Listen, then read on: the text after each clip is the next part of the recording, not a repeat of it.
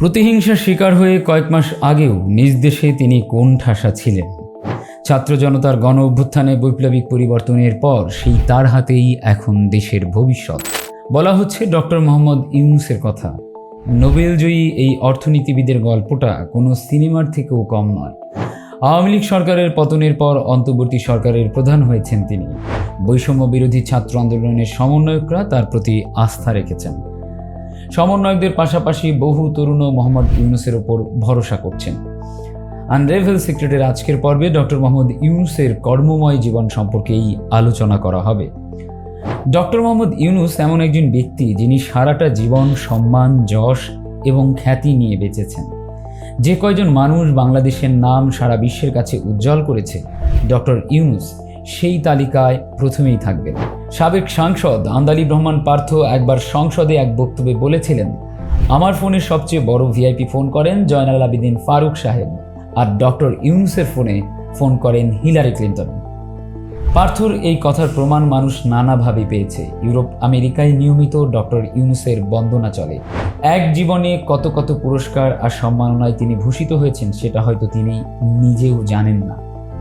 পৃথিবীতে মাত্র 7 জন ব্যক্তি আছেন যারা একসঙ্গে নোবেল পুরস্কার, আমেরিকান প্রেসিডেন্সিয়াল অ্যাওয়ার্ড এবং কংগ্রেশনাল গোল্ড মেডেল এই 3টি পুরস্কার পেয়েছেন। এই 7 জনের একজন হলেন আমাদের ডক্টর মোহাম্মদ ইউনূস। তার প্রতিষ্ঠিত গ্রামীণ ব্যাংকের মডেল ফলো করছে উন্নত বিশ্বের বিভিন্ন রাষ্ট্র। পৃথিবীর 80টির বেশি বিশ্ববিদ্যালয় ও কলেজে তার নামে ইউনূস সোশ্যাল বিজনেস সেন্টার প্রতিষ্ঠিত হয়েছে, যেখানে তার চিন্তা, কাজ, ভবিষ্যৎ লক্ষ্য ও জীবনাদর্শ নিয়ে গবেষণা হয়। এখন পর্যন্ত 24টি দেশের খ্যাতনামা বিশ্ববিদ্যালয় থেকে তিনি 60টির মতো সম্মানসূচক ডিগ্রি পেয়েছেন। এছাড়া 130টির বেশি সম্মাননা পেয়েছেন 30টির বেশি দেশ থেকে। এমনকি কানাডা এবং জাপানের স্কুলের পাঠ্য বইয়ে তার সম্পর্কে উল্লেখ আছে তার প্রতিষ্ঠিত গ্রামীণ ব্যাংকের গল্প। 2018 সালে বিশ্বখ্যাত ফুটবল ক্লাব বার্সেলোনার স্টেডিয়াম নো ক্যাম্প পরিদর্শন করেছিলেন ডক্টর ইউনূস।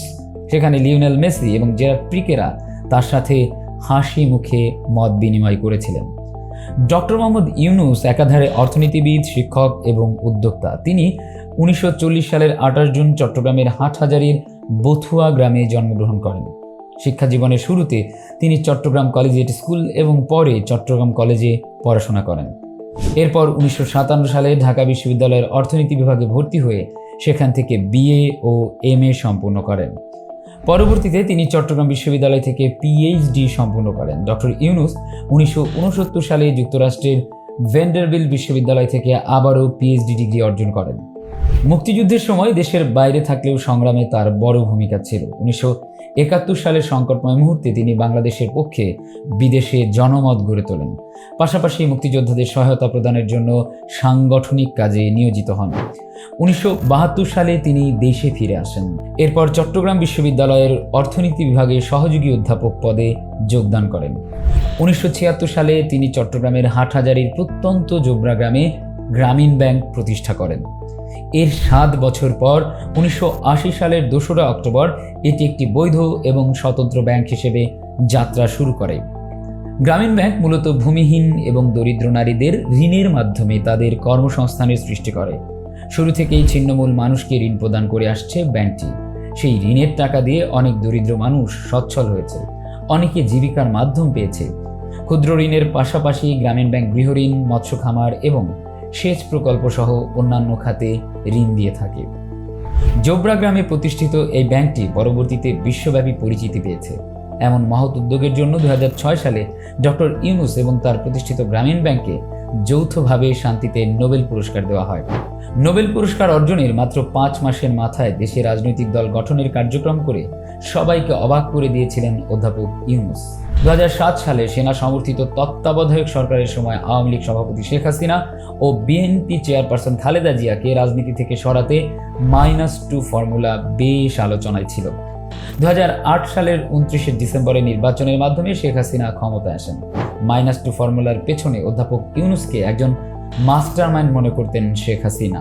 এরপর 2009 সালে শেখ হাসিনা সরকার গঠনের পর গত 1.5 দশকের বেশি সময় ধরে ব্যাংকের কর্তৃত্ব হারানো সহ বিভিন্ন মামলায় আদালতে বারবার হাজিরা দিতে হয়েছে অধ্যাপক ইউনূসকে।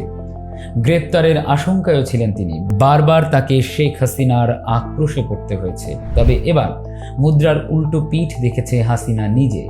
দেশ ছেড়ে তাকে পালাতে হয়েছে।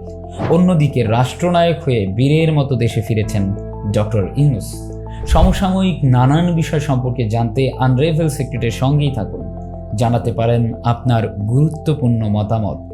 এতক্ষণ সাথে থাকার জন্য ধন্যবাদ।